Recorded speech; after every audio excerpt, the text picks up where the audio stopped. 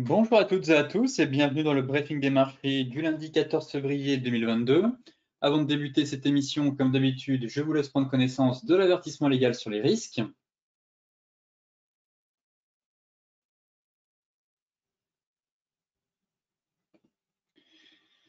Et donc, en ce début de semaine, toujours des tensions sur l'Ukraine, malgré des signes d'apaisement en fin de matinée. Mais avant ça, à Wall Street, finalement, c'est ici que tout a débuté vendredi, puisque Joe Biden a quand même eu des propos assez, je dirais, un peu inquiétants, qui ont alimenté le stress finalement sur les marchés. On avait déjà quand même des investisseurs préoccupés par les tensions croissantes autour de l'Ukraine et d'une hypothèse, et l'hypothèse d'une offensive russe imminente. Et en plus, disons que les tensions et le niveau de stress s'est amplifié après que l'administration du président américain Joe Biden a prévenu que la Russie disposait désormais de suffisamment de soldats pour lancer une offensive majeure contre l'Ukraine. Ce week-end, en plus, les États-Unis ont de nouveau averti au cours du week-end qu'une invasion de l'Ukraine par la Russie pouvait commencer à tout moment. Toutefois, en fin de matinée, là, on a eu le ministre russe des Affaires étrangères qui a déclaré que la Russie pourrait envisager de poursuivre les négociations avec les États-Unis et l'OTAN. Donc là, ça a permis un peu de détendre les marchés. On est quand même toujours sur un gros gap baissier. Mais on a eu des propos rassurants, mais pour autant, les risques n'ont pas disparu non plus. Effectivement, en Europe, gros gap baissier ce matin sur les indices. On reprend un peu de hauteur depuis la fin de la matinée. Malgré les efforts diplomatiques, effectivement, la situation reste quand même extrêmement tendue entre les puissances occidentales et la Russie autour de l'Ukraine. Et les craintes d'une invasion russe, justement, se sont renforcées ce week-end. Espérant que les grandes puissances arrivent un peu à trouver le chemin du dialogue pour apaiser justement les tensions et diminuer les craintes qu'on a actuellement sur les marchés. Ces tensions, en plus géopolitiques, se traduisent par un repli des rendements obligataires en Europe et aussi une poussée du cours du brut, donc du marché pétrolier qui évolue quand même à ses plus hauts niveaux depuis plus de 7 ans. Enfin, au-delà des tensions politiques, qui, à mon avis, vont quand même animer les marchés toute la semaine, les investisseurs s'inquiètent d'un resserrement plus rapide et plus marqué que prévu de la politique monétaire de la Fed.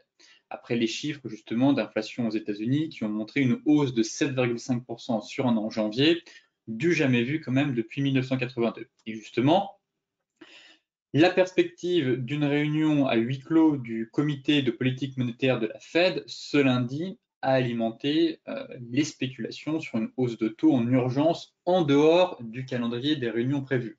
Rappelez-vous, on a James Bullard qui a annoncé la semaine dernière qu'il était favorable à une hausse de taux de 50 points de base et 100 points de base d'ici juillet. Forcément, ça a créé de la nervosité sur les marchés et en plus de ça,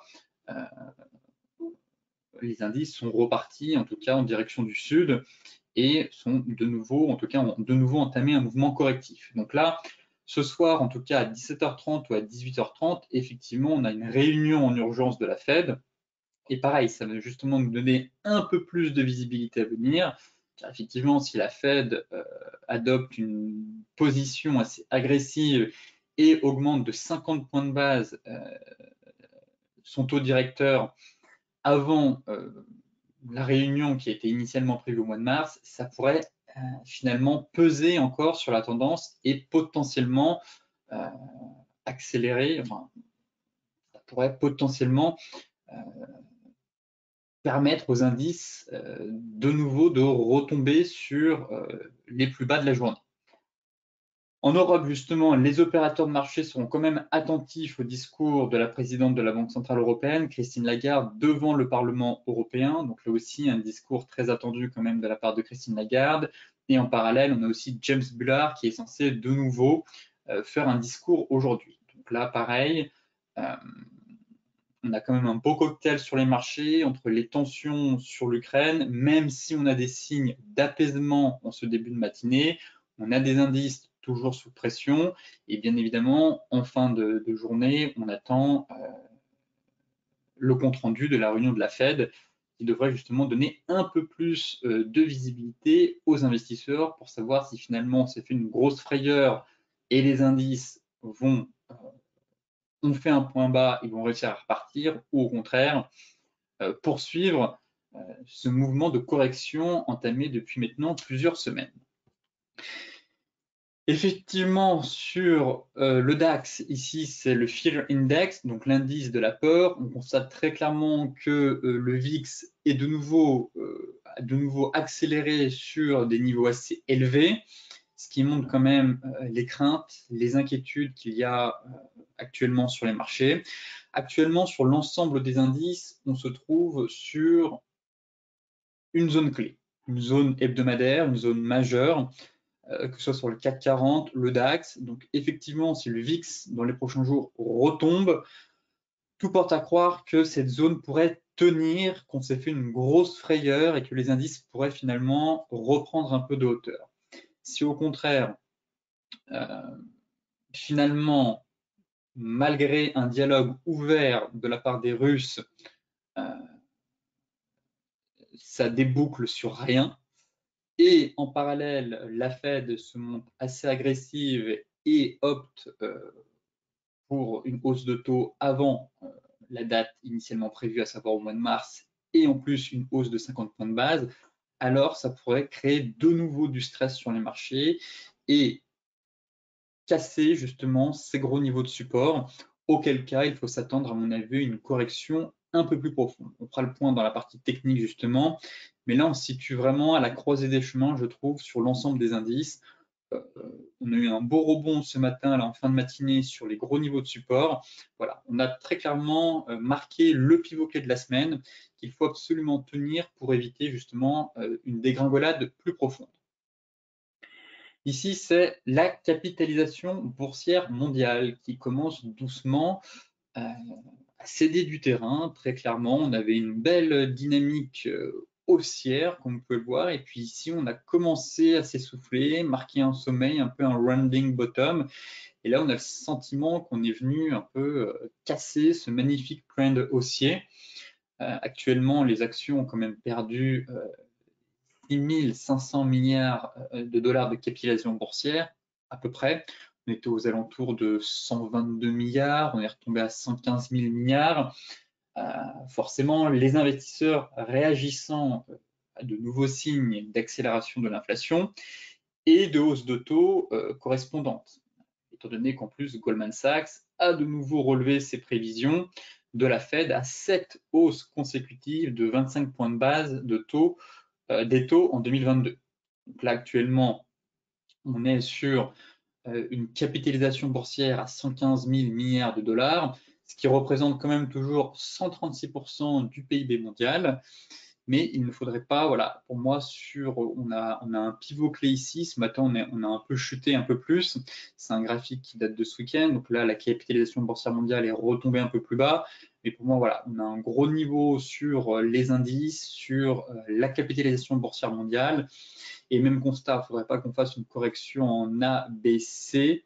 Sinon, forcément, on pourrait avoir une nouvelle jambe de baisse et un mouvement correctif un peu plus puissant. Donc là, vraiment une semaine clé, je trouve, pour les indices. On a marqué des points bas sur les indices européens. Maintenant, il faut tenir ces niveaux et s'assurer qu'on ait un apaisement autour de l'Ukraine, un dialogue diplomatique entre les différentes puissances pour justement éviter une guerre ou une invasion imminente par la Russie, ce qui pourrait créer très clairement des turbulences et des prises de bénéfices sur l'ensemble des marchés.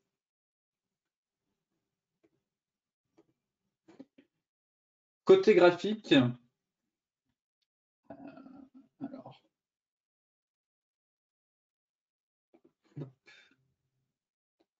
juste ici, voilà. Donc là, on a notre CAC 40.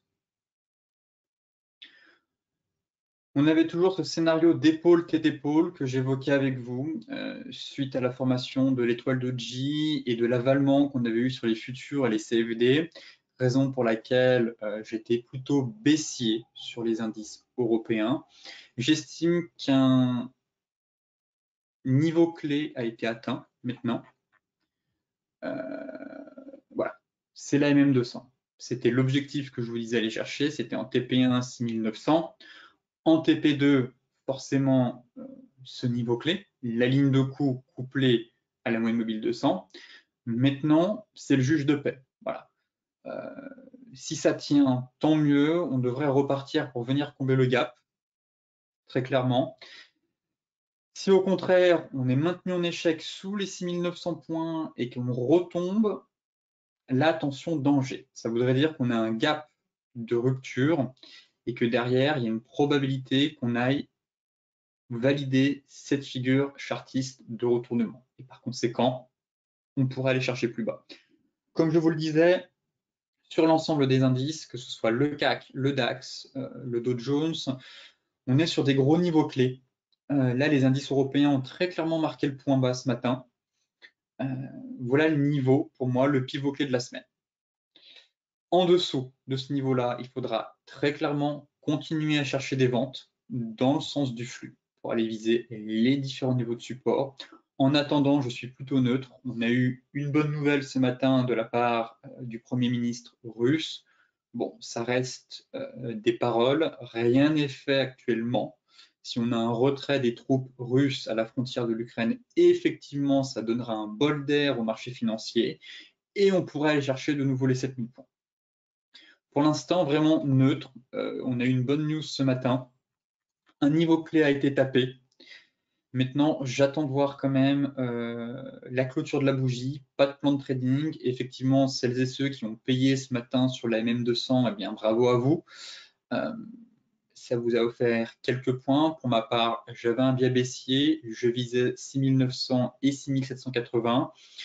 Je considère que des objectifs majeurs ont été atteints, mise à BE du stop loss, prise de bénéfices et maintenant plutôt en mode observateur. On attend de voir comment les marchés vont réagir dans les prochaines heures. Rien de presse. J'ai difficile encore d'y voir clair, très clairement. Pour moi, on a un gros niveau. Je surveille ce niveau. J'arrêterai d'être baissier en revanche si on casse les 6009. Voilà, pour moi, le niveau clé à la hausse, c'est les 6900 points. Si on casse ce niveau, eh bien, je repasserai haussier pour viser 100 points plus haut, les 7000 points, venir combler le gap. Pour l'heure, on est toujours quand même dans un flux baissier, on perd quand même 2,5% quasiment. Belle news qui a permis un rebond, mais pour autant, rien n'est fait. Voilà. Zone de neutralité entre 6900 et 7280. Je repasserai aussi au-dessus de 6900 avec un trade pour viser 7000. En revanche, je pense qu'il faudra continuer à chercher des ventes si on enfonce cette zone clé pour aller chercher les différents niveaux de support. Le DAX, c'est la même chose. On a fait une énorme mèche. J'évoquais avec vous un peu ce triangle de consolidation. Je vais enlever. Hop. Voilà. Donc là, on avait pour moi un gros triangle dans lequel on évoluait, sorti par le bas ce matin avec un gap de rupture. Alors, trop tôt pour dire s'il s'agit d'un gap de rupture ou pas.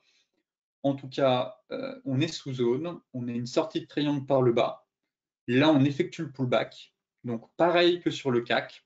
Si on repasse et on clôture au-dessus des 15 140, je repasserai haussier pour aller chercher 15 310. Voilà le plan. Maintenant, si je bascule en données daily, tac, voilà. Au moins c'est clair. Notre juge de paix, c'est 14 008. Là, on a une zone qui est juste magnifique, comme pour le CAC 40. Hop, on a une grosse zone de support. Et j'estime qu'on aura une dégradation, très clairement, de la tendance haussière si on passe sous cette zone. Voilà les niveaux clés à surveiller. On est nul à taper, 14 008, 14 850, 14 780. La sortie par le bas du triangle, pour l'instant, ça tient. On réintègre un peu ce gros range. Donc, pour moi, zone, comme pour le CAC, zone de neutralité, ici. Si on casse en clôture et qu'on réintègre le triangle, donc invalidation, on repasse haussier. Enfin, on repasse haussier. Ça reste quand même baissier, mais on peut jouer le rebond pour aller chercher les 15 300 et venir combler ce gap. En revanche, si on hésite et qu'on reste dans ce niveau, eh bien, zone de neutralité, pourquoi pas tenter des achats en bas ici, des ventes en haut dans une phase de trading range. Et derrière, comme pour le CAC, si on casse cette zone à la baisse, alors j'estime qu'il faudra uniquement chercher des ventes et que l'indice pourra aller chercher 14 400, voire 14 160, 200. Voilà les niveaux clés sur les indices européens. Je vais repasser en données 4 heures. Ok. Donc effectivement, beau rebond de l'indice. On reste quand même sous l'oblique. On a fait la mèche. Voilà, je considérerais vraiment que les acheteurs reprennent la main à court terme. En tout cas, qu'un rebond pourrait vraiment se mettre en place si on clôture au-dessus des 15 150. Moi, c'est ce gros niveau-là. On est dessus, on est sur zone actuellement, mais si on repasse au-dessus, alors on pourrait effectivement jouer un trade à la hausse pour venir combler ce gap. Pour l'heure, je n'exclus pas une phase de neutralité, de range entre 15 170 et 14 800. Ça fait quand même un beau range de quasiment 300-400 points.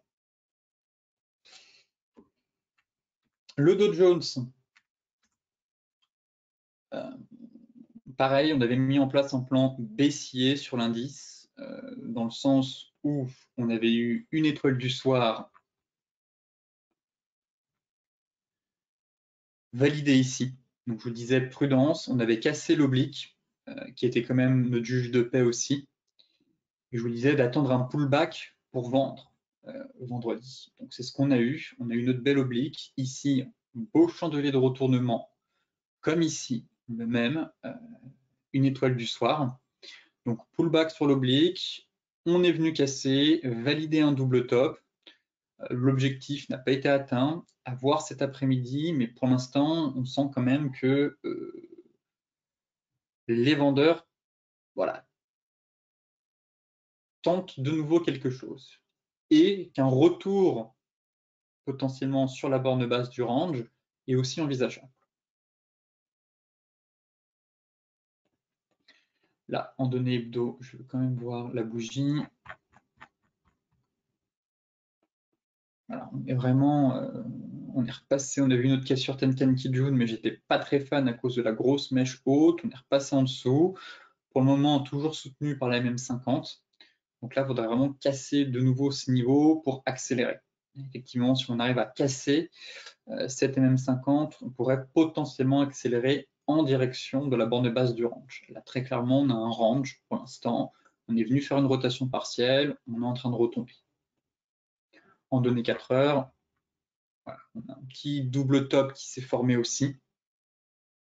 Donc, joli double top. L'objectif théorique n'a pas été atteint. Pour l'instant, je n'ai pas trop envie d'être à l'achat sur l'indice. J'attends vraiment de voir comment les Américains vont réagir à 15h30 et surtout la réunion de la Fed qui est attendue à 17h30. Car là, quand même, on a quand même de gros catalyseurs à venir au cours de la journée et toute la semaine, à mon avis, on va être drivé par les tensions sur l'Ukraine.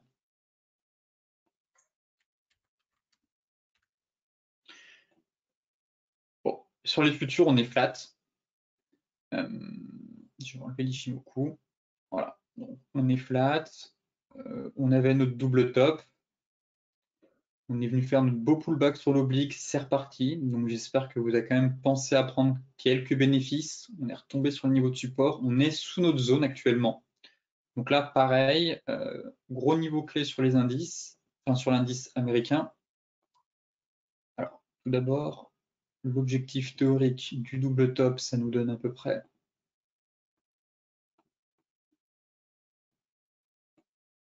Ouais, décidément.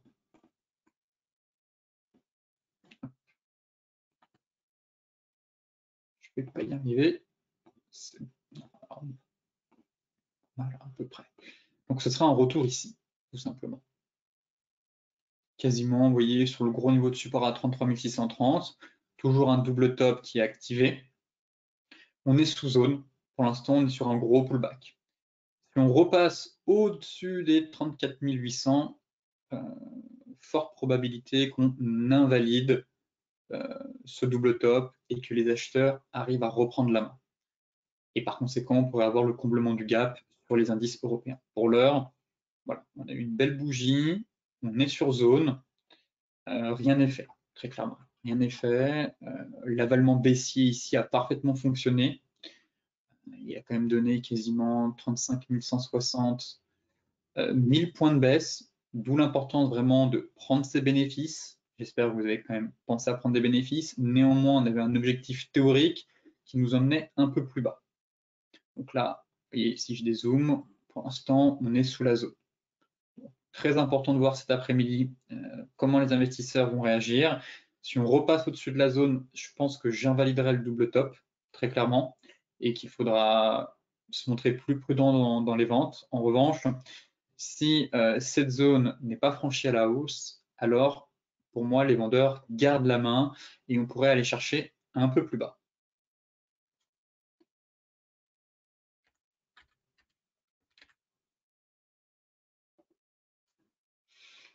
L'euro-dollar, bah, finalement, c'est un range. J'avais du mal à cadrer un peu cette paire, à comprendre sa dynamique actuelle. C'est en train de retomber. On aurait pu croire qu'on partait sur un V-bottom, effectivement. J'attendais la zone de vente idéale autour des 1,1530. Là, pour moi, on est en train de retomber et à mon avis, je vais rester dans un scénario de trading range, en fait, avec des achats à chercher autour des 1,1112, 1,1140 si on fait de l'excès. Là, actuellement, on est vraiment au milieu du range. Aller chercher les 1,1270 me paraît en tout cas assez logique. Maintenant, pas de plan de trading sur l'euro, c'est un peu tard. On a une belle dégringolade, on est un peu au milieu de nulle part. Mais finalement, j'ai le sentiment qu'on va évoluer voilà, maintenant dans un gros range. C'est fait. Difficulté vraiment sur l'euro, c'était pas très clair. Après un gros moment de doute, si vous voulez, suite à l'avalement haussier qu'on avait eu ici. C'est vrai qu'on avait une bougie flux directionnelle impulsive. Euh, donc c'était compliqué d'imaginer vraiment un range avec une telle bougie, étant donné que c'est quand même une bougie de retournement. On pouvait espérer aller chercher un peu plus haut et finalement, ça a pas l'air de tenir. On est en train de retomber. Là, on est venu chercher notre plat Tenkan. Donc, pour l'instant, pas de plan de trading, plutôt neutre. Mais partez du principe qu'on va sûrement évoluer dans un range au cours des prochaines semaines. Voilà. Donc, de nouveau, chercher des ventes par ici. Si vous êtes à la vente, eh bien, pensez à TP sur les niveaux de support, car ce range me paraît assez complexe, dans le sens où on a des niveaux de support et de résistance à l'intérieur du range. Donc, on va difficilement faire les rotations et on pourrait venir buter avant de repartir à la hausse ou à la baisse sur les différents niveaux de support et de résistance. Donc là, pour l'instant, pour moi, on est au milieu du range, rien à faire. Je l'attends au moins sur les 1,1270. Mais l'idéal, voilà, ce serait vraiment de chercher des achats par ici ou par là et de nouveau des ventes sur signal aux alentours des 1,1460. Le NZD-CAD, j'aime beaucoup la dynamique. J'ai tout de suite envie de mettre un plan de trading baissier dans le sens où on a quand même une tendance qui est baissière en daily. Et je note la sortie d'un drapeau par le bas. Si je me mets en données 4 heures, tac. Et on a un beau drapeau ici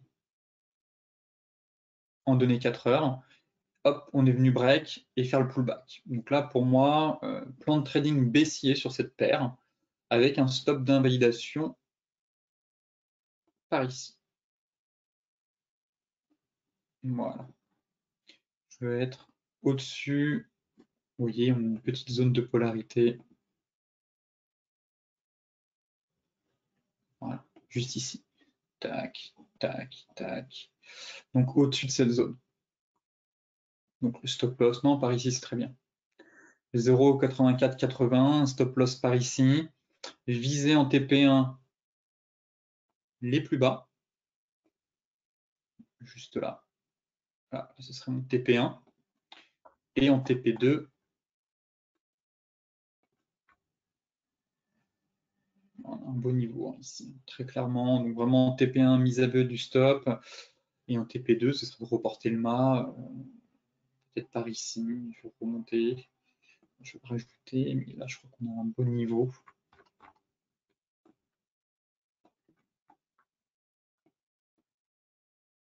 Ouais.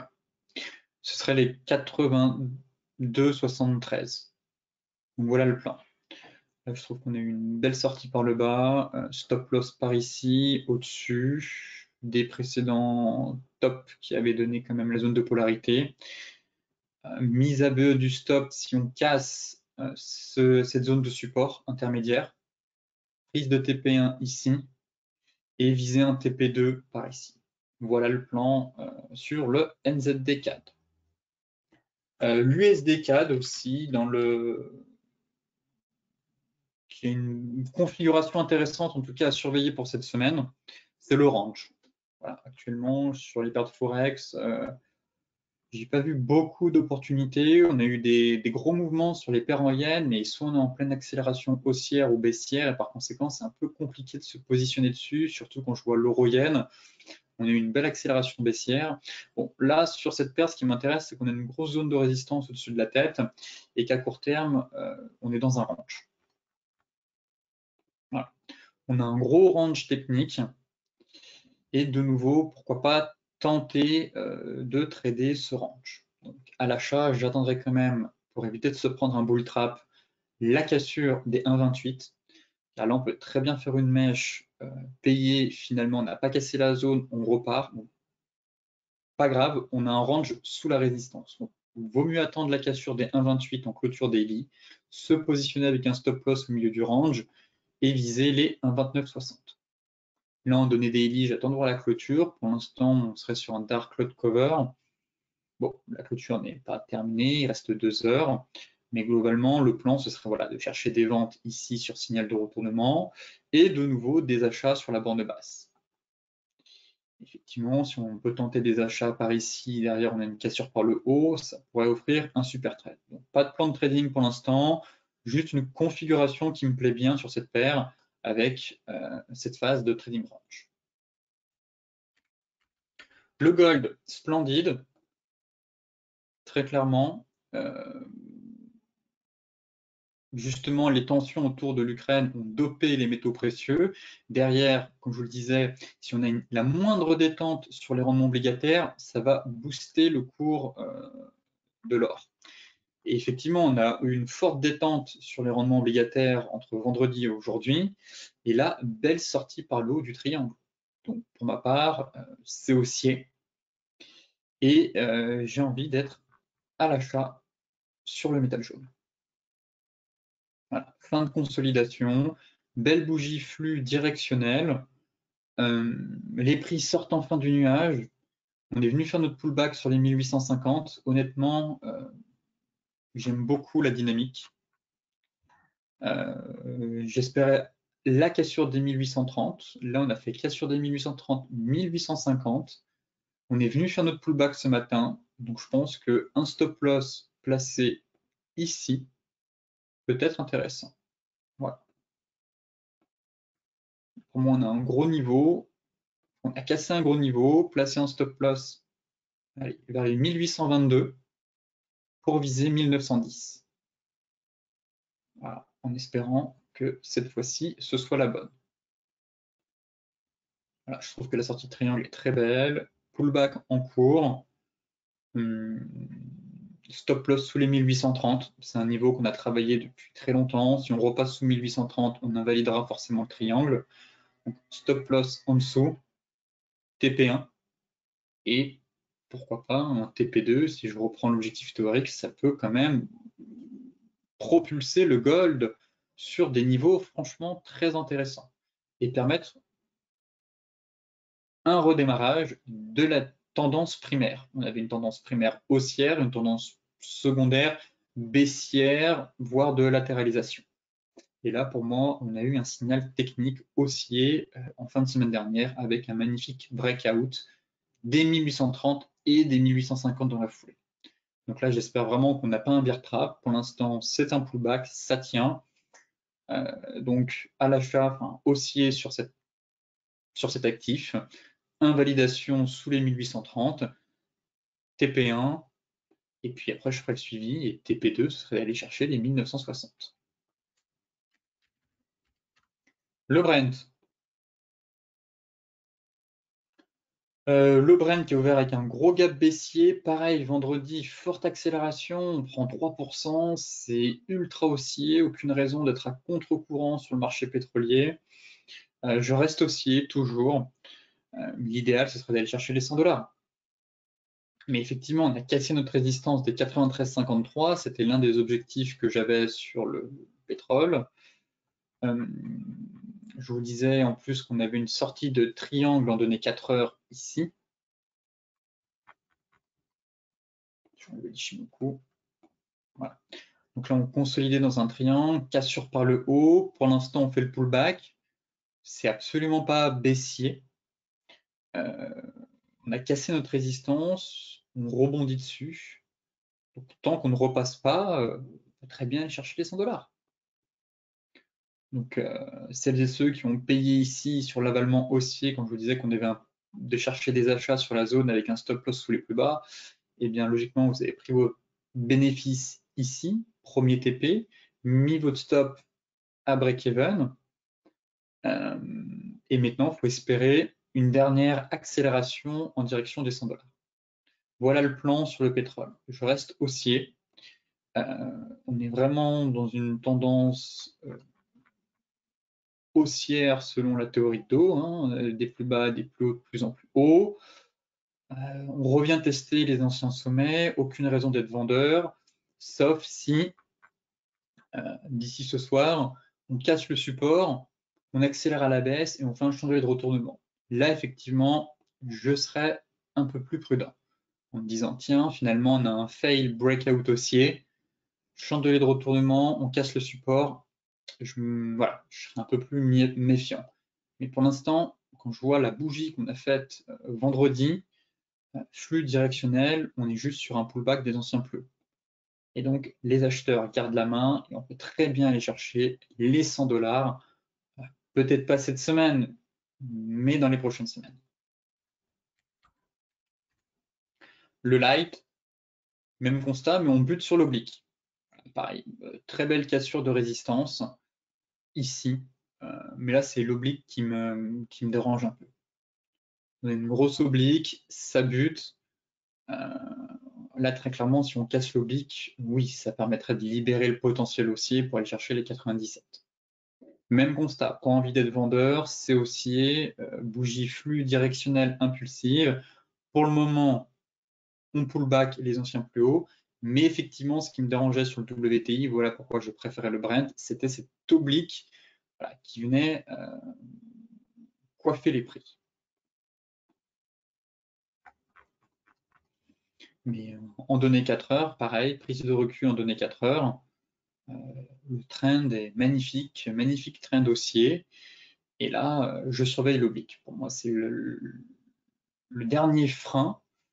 Et si on arrive à faire sauter cette résistance, comme pour le Brent, on pourrait de nouveau accélérer, aller chercher 97,60, 98, et pourquoi pas aller chercher les 100 $ derrière, comme pour le Brent. Mais dans l'immédiat, et vu les tensions qu'il y a entre la Russie et l'Ukraine, pas de plan vendeur très clairement sur le Brent, plutôt des achats comme toujours, comme ce fut le cas sur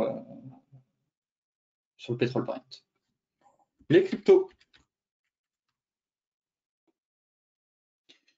ça retombe, on a validé notre double top. J'attends toujours les 41 000 $ en fait sur le BTC.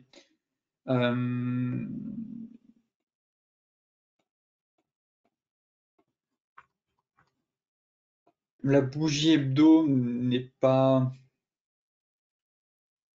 comment dire, on sent que ça manque un peu de carburant. Voilà. Elle n'est pas extraordinaire, elle n'est pas horrible non plus, mais on sent qu'il y a de l'hésitation dans le marché. On a toujours ce signal haussier qui est en place, l'étoile du matin, pardon. Maintenant, j'étais intéressé pour chercher des achats sur les 41 000 $ et potentiellement permettre ce scénario d'épaule tête épaule inversé. En tout cas, ce serait l'idéal. Donc j'attends toujours les 41 000 $.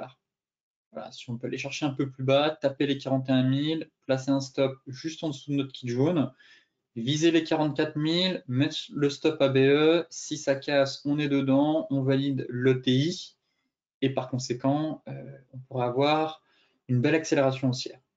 Voilà le plan, ça reste le même, il n'a pas changé depuis la semaine dernière, c'est les 41 000 $, comme toujours. Donc là, on donnait 4 heures. Effectivement, vous voyez, on a eu le double top sur résistance. Si je reporte la hauteur, enfin, l'objectif théorique, ça me donne justement 40 600, 41 000. Donc là, on a un micro range de consolidation juste ici. Et j'ai pas envie de. Voilà, 42 000, c'est pas un niveau clé. J'ai pas envie d'être acheteur ici. Je l'attends toujours un peu plus bas, le BTC. Derrière, ça permettrait peut-être de retracer un niveau clé. Les 38,2. Voilà, on a cassé. Je vais enlever. Tac, tac. Caché. Voilà, on a cassé donc double top, cassé les 23,6. Bah, l'idéal ce serait d'aller chercher les 38,2 et tenter un achat sur les 38,2 avec un stop loss sous le niveau des 50 et derrière viser 44 000, stop loss à break-even, ça fait une marge suffisante et espérer cette fois-ci une cassure du niveau pour valider cette figure de retournement et permettre enfin au BTC de reprendre de la hauteur. Donc voilà le plan, ça reste le même, il n'a pas changé depuis la semaine dernière. Encore un peu de patience, en tout cas, je l'attends toujours à 41 000 $. En revanche, l'Ethereum, ça s'est dégradé, franchement, c'est pas terrible. Alors oui, je vous disais que j'attendais la zone des 2875. On a eu un premier avalement haussier, peut-être que certains l'ont tenté, avec un stop loss sous la zone. Là, de nouveau, on tente de reprendre un peu de hauteur. On peut tenter des achats. Effectivement, ça peut être un trade un peu risqué. Ce qui m'embête, c'est la sortie du canal, en fait. Voilà pourquoi je dis que je suis un peu tiraillé, dans le sens où on avait une belle reprise haussière. Malheureusement, on sort du canal. Donc là, c'est un point un peu négatif. Mais le point positif, c'est que le sentiment qu'on fait un gros pullback et que notre zone des 2875 tient toujours. Donc là, pour l'instant, pas de signal d'alerte à la baisse. Si effectivement on break les plus bas, les 2830, et qu'on réintègre le canal, là très clairement, il faudra arrêter de chercher des achats. On pourrait repartir bien plus bas. Voilà, j'espère juste qu'on n'est pas dans un drapeau et que le marché ne va pas aller chercher les prochains niveaux de support. Donc celles et ceux qui veulent tenter un achat, pourquoi pas? C'est pas interdit, on est sur une belle zone, telle que j'attendais, mais prudence, petit levier quand même, car on n'est pas à l'abri voilà, d'une correction un peu plus profonde. Je vais repasser en données 4 heures. Effectivement, quand je regarde en données 4 heures, ça me plaît bien, dans le sens où la zone tient, on a le range, donc deux scénarios. On a eu un bel avalement aussi ici 4 heures, celui-là était vraiment samedi, était vraiment très beau avec réintégration du canal. Donc celles et ceux qui ont tenté un achat, normalement, le stop devait être placé sous le top qui était juste ici. Donc par là, voilà, donc, stop ici. Et là, ce sera la même chose.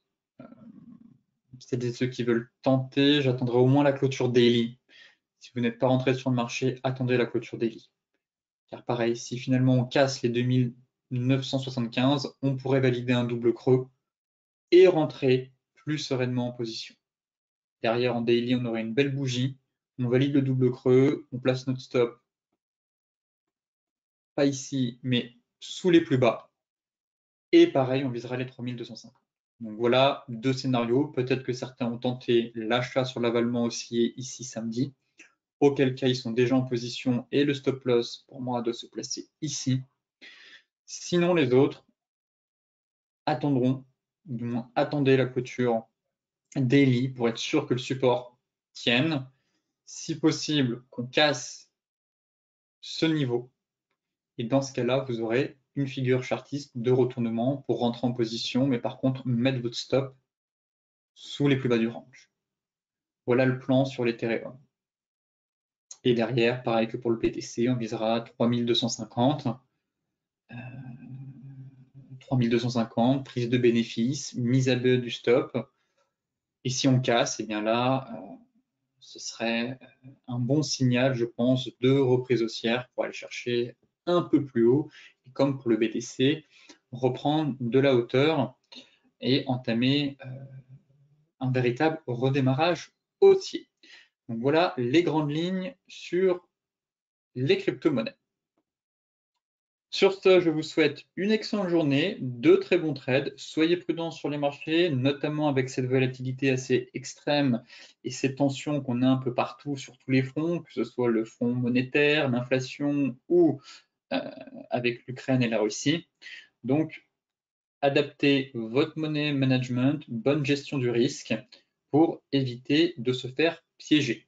Excellente journée à vous, très bon trade et je vous dis à demain pour un nouveau point complet sur la planète finance.